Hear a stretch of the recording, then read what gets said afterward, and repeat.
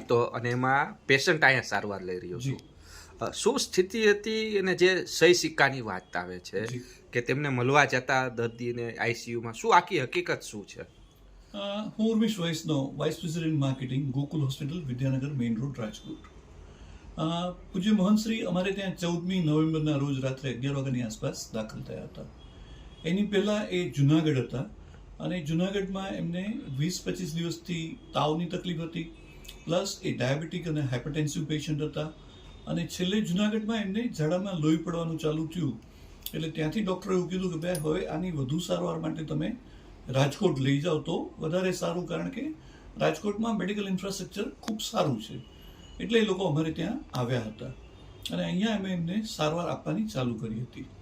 અમારા પ્રોટોકોલ પ્રમાણે રોજ સવારે અને સાંજે અમારા કન્સલ્ટન્ટ જે ક્રિટિકલ કેરના છે એ લોકો રાઉન્ડ લેતા હતા. રાઉન્ડ લીધા પછી બાપુના સેવકોને બોલાવી અને એમની સાથે બાપુને મેળવતા હતા અને રેગ્યુલર અમે જ્યાં સુધી વેન્ટિલેટર ઉપર નહોતા ત્યાં સુધી વાત કરાવતા હતા અને વેન્ટિલેટર ઉપર આવ્યા પછી અમે એમને કહેતા હતા કે બાપુ આંખ ખોલો તો એ આંખ ખોલતા હતા, હાથ ઊંચો કરો તો એ હાથ ઊંચો કરતા હતા.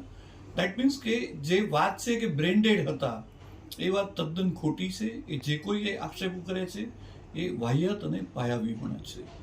હા, રહ્યો સવાલ આઈસીયુમાં દર્દીના સગાને લઈ જવાનો, એ બાબતમાં મારે એક જ ચોખવટ કરવી છે કે આઈસીયુમાં જે દર્દી હોય છે એ ગંભીર હોય છે, ક્રિટિકલ હોય છે. રૂટીનમાં પણ અમારી પાસે ઘણી વખત જે દર્દીઓ હોય છે જે ધર્મના હોય છે, ઘણી વખત કોઈ મૌલવી અમારી પાસે આવે છે, ઘણી વખત પાદરી અમારી પાસે આવે છે, કોઈ વખત આચાર્યશ્રી આવે છે અથવા મહારાજશ્રી આવે છે અને એ લોકો એમને એમ કહે છે કે ભાઈ અમારે દર્દીના દીર્ઘાયુષ માટે પ્રાર્થના કરવી છે. તો એ 5-10 જણા જે આવે છે એ લોકોને અમે ચોક્કસ આઈસીયુમાં એન્ટરટેઇન કરીએ છીએ, કારણ કે આ એક માનવતાનો સવાલ છે, એક શ્રદ્ધાનો સવાલ છે. એમાં અમે ના પાડી અને અમે દર્દીના સગાને દુઃખી કરવા નથી માંગતા.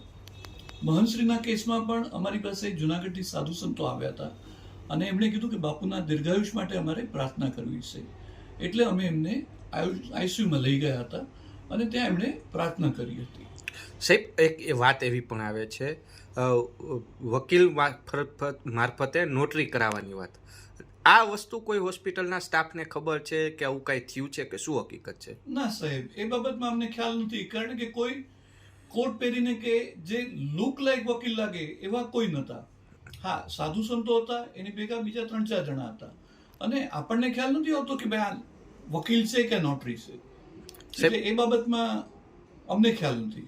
એટલે સહી સિક્કા કે એવું કાંઈ થયું એ કોઈ હોસ્પિટલના? એ અમારા ધ્યાનમાં નથી, અમારી જાણમાં નથી.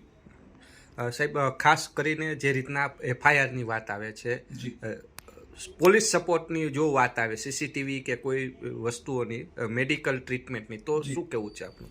એ અનુસંધાનમાં હું એટલું જ કહીશ કે ગોકુલ હોસ્પિટલ હંમેશા પારદર્શકતામાં માને છે. અમે જ્યારે પણ અમને પોલીસ ડિપાર્ટમેન્ટ દ્વારા અથવા કોર્ટ દ્વારા અથવા કોઈ પણ હાયર ઓથોરિટી દ્વારા, ઇટ કેન બી આરોગ્ય વિભાગ, ઇટ કેન બી મિનિસ્ટ્રી, કોઈ પણ કાયદાકીય રીતે અમારી પાસે કોઈ પણ માહિતી માંગવામાં આવશે, it can be CCTV, it can be medical record, we are ready to provide. અને ભૂતકાળમાં પણ અમે હંમેશા સહકાર આપ્યો છે અને આ કિસ્સામાં પણ અમે સાથ સહકાર આપવા માટે તૈયાર છીએ. અમે ક્યારેય પાછી પાની નથી.